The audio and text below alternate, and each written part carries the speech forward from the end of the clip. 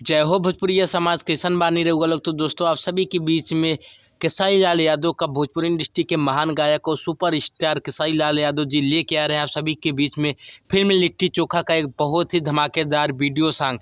जौना गाने के बोल हा कमरिया से सरिया छूटल। हालांकि इस गाने का आप सभी के बीच में लिट्टी चोखा के फिल्म में बने के ये दर्शाया हुआ गाना आप सभी के बीच में ऑडियो सॉन्ग आ चुका है।